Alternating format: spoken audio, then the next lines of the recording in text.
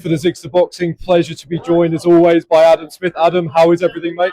Looking forward to Saturday night, another big heavyweight night on DAZN, a huge collision between Joe Parker and Fabio Wardley, two of the guys I like best in boxing, never mind respect the most. I think they're wonderful athletes, individuals, ambassadors for the sport, and yeah, we don't need a lot of trash talking. Of course, Joe believes he'll crush him, Fabio believes he'll knock him out, and that's all fine, but two gentlemen of the sport, and I think we're going to be in for another fantastic night at the O2 on Saturday. So yeah, I can't wait. Absolutely. It's been a while since we've been back at the O2, but for Parker and Wardley, how do you analyse the star matchup? And then obviously either guy wins, they go on to fight Alexander Usyk. How do you see it all shaping up in the long term? That's a great question. Stylistically, how do they match up? It's difficult to gauge this one because Fabio's so unorthodox, coming from the white-collar background and almost learning as he goes on. He admits he's improved even more since the Justice Uni fight in the summer. So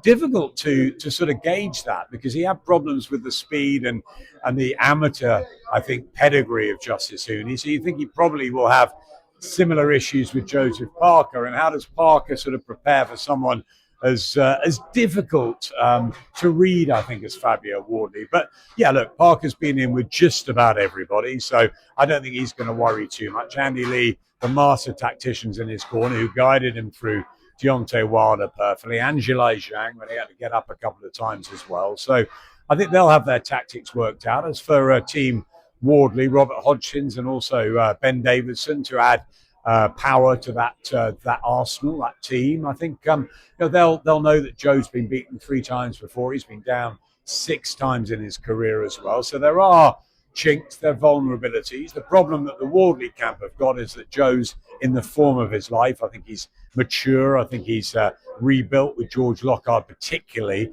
and Andy over the last 2 or 3 years. And yeah, he's probably going to be taking on a peak Joe Parker. But then again, Joe's taking on Fabio Wardley, who's never been defeated. And even that draw against Fraser, the rematch was pretty emphatic, obviously. And then even after losing most of the rounds against Justice Huni, he finds the right hand to finish things. So I think both go into this with slight apprehension as to what to expect from the other, but they'll both believe they can win this fight, and that's what makes it tantalizing. 2 guys we haven't seen in a while is Tyson Fury and Anthony Joshua. Is there a possibility, do you reckon we will see that fight? And what do you want to see from AJ and Tyson sort of for their careers going forward? What do you want to see from them if they get back in the ring? I've seen both fairly recently, and I think both are itching to get back into the ring. I'd like to see them fight each other. I've said it for a long time now. We were very close to making it a while back on a couple of occasions. I said that about Kell Brook and Amir Khan. They finally got that one over the line. I believe that Fury and Joshua will fight in 2026. I think it's the fight that will close the chapter really in this era, and I think the casual fans have been waiting too long for it. I still think they want to fight, so it's the fight to me that makes sense. Yeah, both of them probably want another shot at Usyk, but let's see them fight each other, maybe even twice in 2026. I think Tyson will be there on Saturday night. He's very close with Joe Parker, of course. I'm sure he won't fight Joe. I'd like to see him fight Anthony Joshua. I think Joshua might come back, Eddie tells me, at the back end of the year, just in a little sort of fight to shed a bit of rust after the Dubois defeat. But yeah, that's the fight I'd like to see in 26. We've got Benn Eubank 2 coming up at the moment. It's fast approaching. Do you see it being round 13, or are we going to get a different type of fight? Conor wants to be more patient. Eubank, how much does it take out of him? I mean, what do you see it being the second time round? I think we all want it to be round 13. I think Conor Benn probably needs to be a little bit more patient, and I'm sure Tony Sims again will have a heavy job, especially if he's tagged in the first couple of rounds, to keeping him on the leash and trying to implement his boxing strategy. But I think Chris is very confident as well going in. He won it last time, and he thinks he'll just do it again. The second fight that the 2 dads had wasn't as exciting as the first. I can't see how this one can't be full of those moments. I'm not sure whether it will be as intense as the first fight, but I'm sure there'll be pockets of fire, and I think it will go long. And I think the fans are in for another treat at Tottenham. I mean, if it's anything even 3/4 as good as the first one, then we're all going to be rewarded. If it can be better, wow.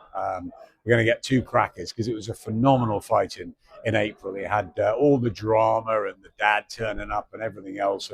And Chris gutted it out towards the end, which is something that people have questioned about Chris Eubank Jr.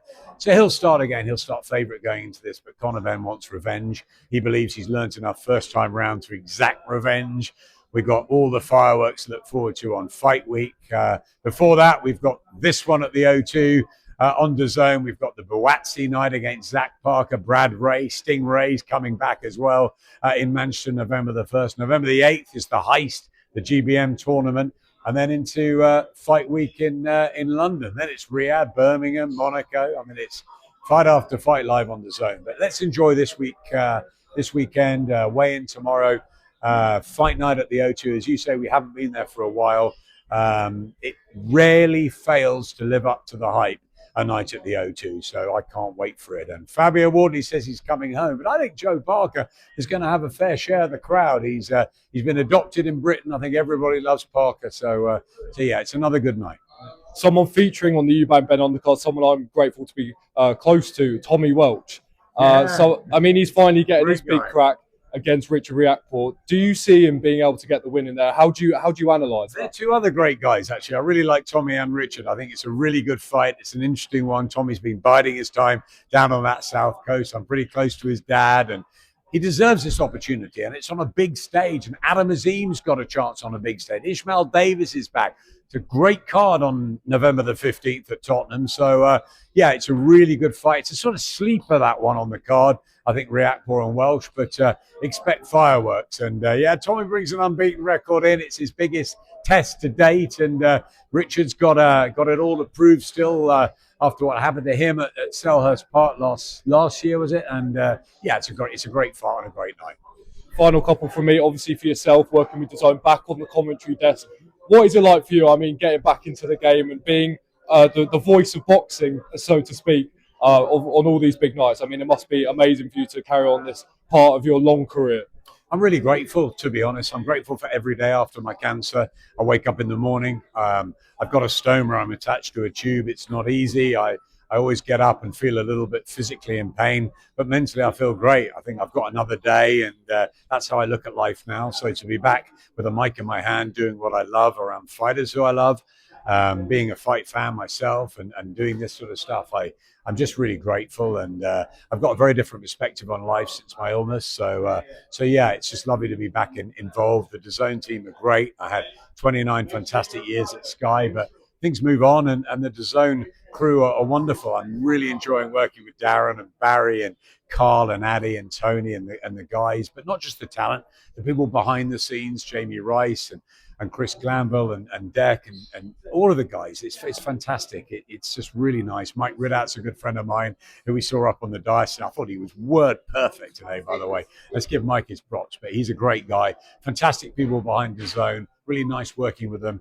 Enjoying doing a bit on TalkSport as well, doing the drive show with Andy Goldstein and Darren Bent. Really loving that with Ed Huntley and the crew. So yeah, really grateful to be back. I'm writing for the Ring magazine as well. I've got another piece in the January issue, so I'm excited about that. And that's about cancer and boxing as well. So look, I'm grateful. I know Joe Gallagher's grateful, Billy Dibb, a lot of us who've been affected by cancer in the last few years, and unfortunately sort of found a way through.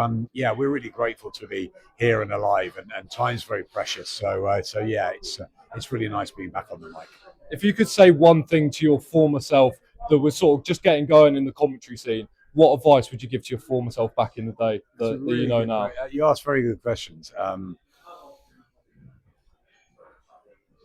Just never, ever stop learning, and never stop believing in yourself and having the passion. I think go with your passion. Never stop learning, and never stop being dedicated. I think Alexander Usyk told me a while back that it's 1% on talent and 99% on dedication that's got him to where he is. And I was like, what? But you've got like so much talent and you're dedicated. He trains harder than anyone I've ever seen, by the way. But that was a strange one for me to sort of just get around my head. But I know what he means. And I think if you're dedicated and you want it and you're driven, stay with it and don't ever stop learning. Never stop listening and learning. And I don't think I did enough of that in my early self, but I do it now. Adam Smith, beautifully put. Thank you very much for your time, mate. Thank you very much. Cheers.